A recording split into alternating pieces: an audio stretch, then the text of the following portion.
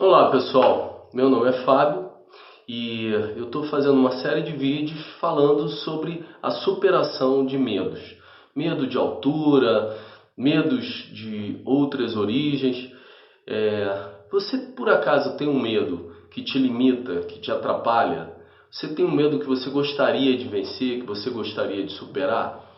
Hoje eu quero falar sobre um medo que é muito comum na maioria das pessoas, que é o medo de barata. Tem pessoas que falam, não, só mulher tem medo de barata. Não é verdade. Tem muitos homens que têm medo de barata. Então eu quero falar sobre dois aspectos, né? Primeiro eu quero ressaltar que medo não é uma doença, né? Então é comum algumas pessoas dizerem, eu quero ficar curado do meu medo, eu preciso resolver isso como se o medo fosse uma doença. E é muito importante a gente dar nome aos bois, é muito importante a gente saber do que se trata, né? Na verdade, o que é o medo. Então eu quero dizer sempre que o medo tem dois aspectos para tudo, para qualquer situação.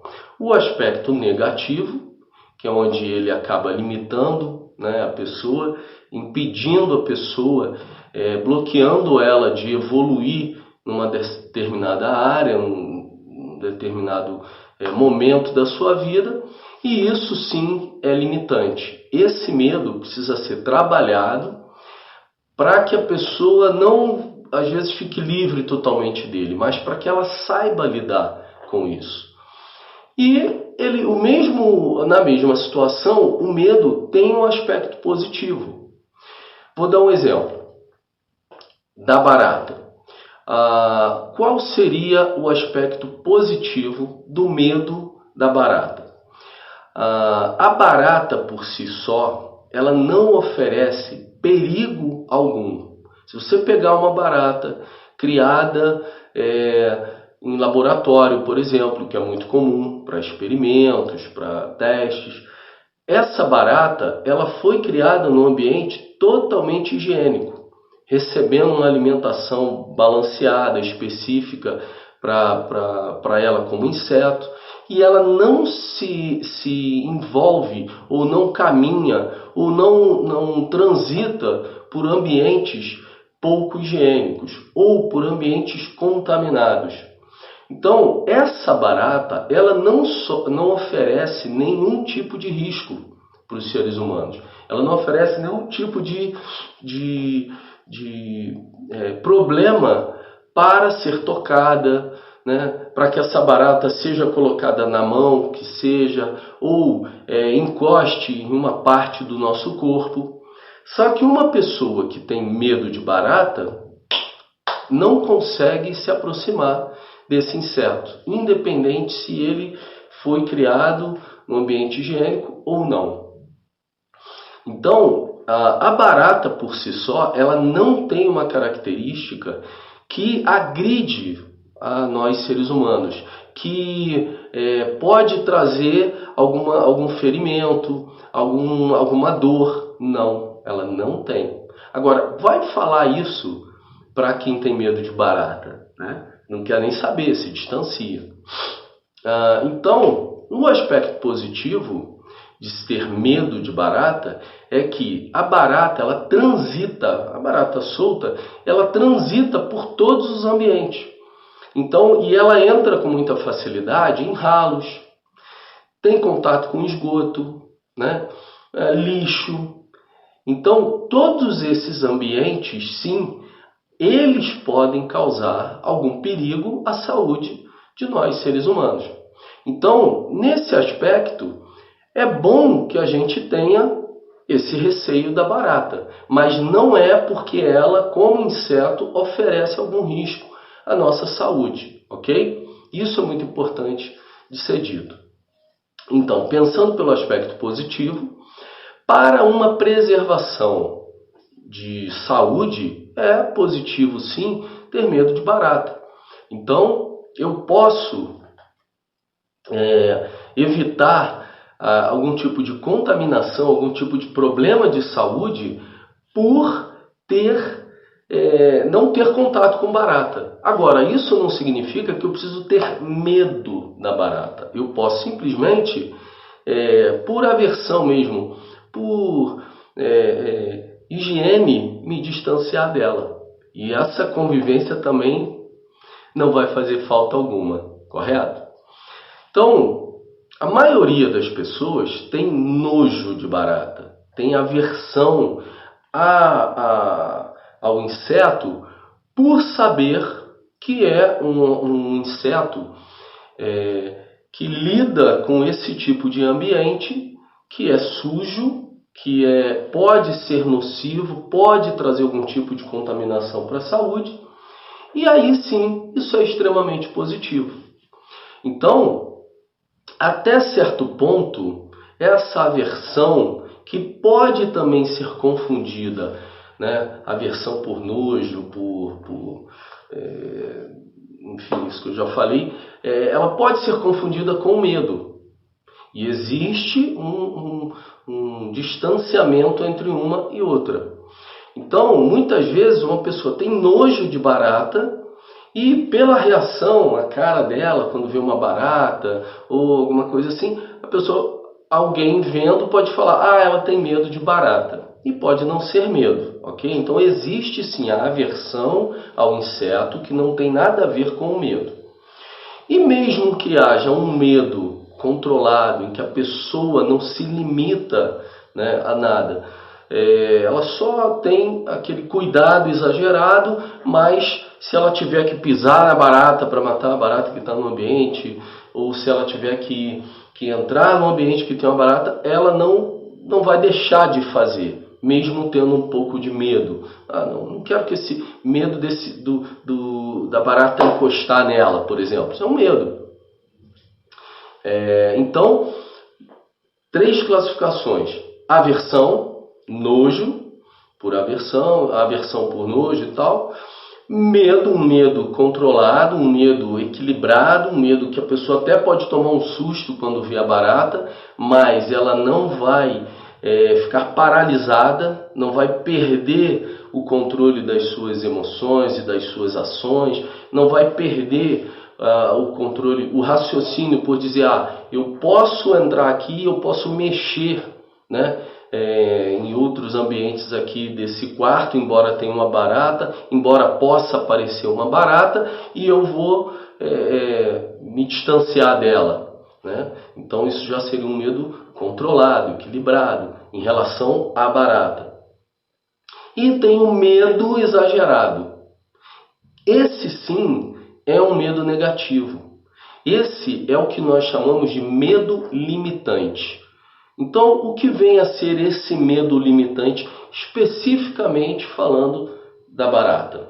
Que aí vocês vão entender que não depende de sexo, né? De idade, isso é muito interessante, que é o medo gerado por algum tipo de trauma, às vezes. Por exemplo, é muito comum na infância que as crianças, né, às vezes brincando, entrando num ambiente mais escuro, mais destacado da casa, que não se mexe muito, que não se faz muita movimentação ali dos móveis, ou às vezes no quintal tem uma casa, tem uma casinha pequena, né, um guarda-volumes, ou até num prédio, né, às vezes na lixeira do prédio, que é muito comum, mesmo se fazendo dedetização, às vezes no final do período, né, aparecem algumas baratas, e aí as crianças, por algum motivo, no meio das brincadeiras, e corre para lá, corre para cá, tem contato com uma barata de forma inesperada, e acaba que aquela barata esbarra nela, ou entra dentro da roupa, né? É muito comum. Comigo já aconteceu. Uma vez eu me lembro que a gente tinha feito um acampamento e aconteceu isso. Tivemos que dividir, aí lá quem organizou, os meninos dormiam na parte de baixo do alojamento e tinha o pavimento de cima, e as meninas dormiam no pavimento de cima. Aí o que aconteceu? Eu estava lá dormindo, deitado, então colchonete no chão para todo lado. E de repente eu senti no meio da madrugada um incômodo assim na perna. E eu estava lá de camisa, de bermuda, e eu senti andando assim pela perna, por cima da bermuda, e de repente aquilo correu por dentro da minha camisa, veio correndo, subiu aqui assim e saiu pela parte de cima da camisa correndo. Quando ele saiu, eu acordei, né? Eu estava nesse processo meio que dormindo, meio que acordado, então eu senti exatamente ele subindo pelo corpo, correndo por dentro da camisa, em cima da minha barriga, peito, e saindo por aqui e indo embora. E quando eu acordei totalmente, que eu olhei, tinha uma barata. Eu já tinha uma certa idade, então isso não me abalou tanto. Mas imagina uma criança que pudesse estar ali naquela situação e passasse por uma situação dessa.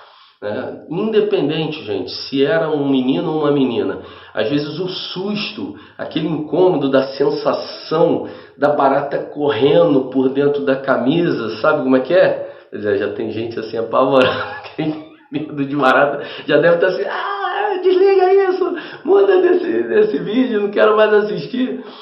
Quem tem muito medo de barata fica assim, é comum. Calma que eu vou parar aqui de narrar, tá? Então, e foi legal, porque de repente essa é a característica desse medo limitante, que eu quero falar mais tempo hoje. Então aí você identifica fácil.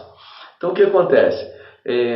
Uma criança ali naquela situação teria uma experiência desagradável e poderia armazenar essa experiência de uma forma tão negativa que começaria a gerar um medo, né? E um medo limitante, ou seja, a partir daquele momento, aquela criança, por ouvir falar de barata, por ver uma barata à distância, ou saber de algum ambiente em que pode ter uma barata, ela já sente aquele arrepio, ela já sente aquela sensação, como se ela estivesse vivenciando novamente aquela experiência desagradável, entende? Então, como eu falei, isso não tem a ver com sexo, não tem a ver com idade. Então aquela criança, às vezes com 5 anos de idade, 4 anos de idade, 6 anos, 10 anos de idade, ia armazenar no inconsciente uma experiência que ia gerar uma sensação nela, desagradável, incômoda, toda vez que ela tivesse contato com a tal da barata. E pode ser o seu caso. Então você pode ter 40, 50, 60 anos e ter pânico de barata, ter um medo assim limitante. Certo? Beleza. Então, se esse é o seu caso, existem técnicas que podem ser aplicadas, né, desde que você queira que isso seja superado. Ou seja, se você vê que isso te limita a um ponto que vale a pena ser transformado, então quero te dar essa boa notícia. Você, através de certas técnicas, pode sim trabalhar isso, não ao ponto de perder o medo de barata, né? Como se você tivesse curado. Então, se medo não é doença, existe cura para isso. Mas para que você tenha mais autocontrole, para que você tenha mais domínio desse tipo de sentimento negativo e possa reagir de uma forma proativa. Ou seja, para que você possa, mesmo estando com um objeto na mão, vou citar um caso de por que eu tenho que vencer o medo da barata. Por exemplo, eu já vi pessoas que estavam com um objeto quente na mão, uma panela, alguma coisa, por ver uma barata a 2, 3 metros de distância dele, jogar aquele objeto, né? E aquilo podia ter caído em cima daquela água quente, espirrado em cima dos outros, ou em cima dele mesmo. Ele podia ter jogado para cima dele, e não era uma mulher, tá? Estou falando de um caso real que eu vi, um homem, para cima dele mesmo, e ele sofreu um acidente ou causar um acidente sério. Então, essa pessoa, será que vale a pena ela trabalhar esse medo para que isso não ocorra? Eu creio que sim. Então, isso sim é um medo limitante, porque ele perdeu o controle totalmente, né, das suas emoções, do que ele podia fazer ali com aquele objeto. Nem que se ele quisesse jogar para cima da barata, mas ele literalmente jogou para o alto e saiu correndo, né? E podia ter jogado para o alto com tanto pânico, medo forte, que ele mesmo ter corrido na direção da panela que ele estava jogando, sei lá, e se queimar todo. Então, será que essa pessoa seria para ela um ganho de qualidade de vida, de segurança, enfrentar esse medo limitante? Ou, melhor dizendo, superar esse medo limitante? Eu creio que sim. Então, quem vai determinar isso é você. Você que tem esse medo forte, né, descontrolado, limitante de barata, que você fica totalmente mexido, que você fica sem controle da situação, que você fica apavorado, né, por que não dizer? Só você pode dizer, né, qual o nível de medo que você tem e também, que é o mais importante, é o que você quer fazer com isso. Deixa do jeito que está. Beleza, você vai convivendo. Não, eu quero pelo menos tentar aprender a superar esse medo. Eu quero pelo menos tentar trabalhar isso de uma forma em que eu não perca o controle das minhas emoções, em que eu não perca o controle da situação, em que eu sinta medo, em que eu me assuste, mas eu consiga reagir e eu consiga passar por aquele ambiente que tem barata, ou que eu consiga pegar alguma coisa para que seja matar aquela barata. Isso é uma coisa válida para mim. Eu acho que isso é importante. Então, é esse o objetivo desse vídeo, né? Então, vamos lá. Não adianta a gente ficar tentando ouvir todas as experiências. Por exemplo, na terça-feira, na live, e eu quero dizer que a gente vai ter toda terça-feira, né? Pode ser até que a gente mude o horário, de acordo com o pessoal que está participando. Isso aí eu vou promover uma enquete para saber o melhor horário. Então, essa primeira é 19h30, mas nas próximas pode ser que a gente mude o horário, mas eu pretendo fazer sempre terça-feira. Então, na terça-feira, vão surgir vários casos, eu creio, né? Se a gente colocar, terça-feira vamos perguntar assim, você tem medo de barata? Fala uma experiência aí. Cada um vai trazer uma experiência, como eu contei a minha, né? Você tem a sua. Então, se a gente for focar em mexer na experiência, e existe uma linha que trabalha muito isso, por exemplo, tentando fazer com que a pessoa vivencie aquele momento, tente se concentrar e voltar naquele momento.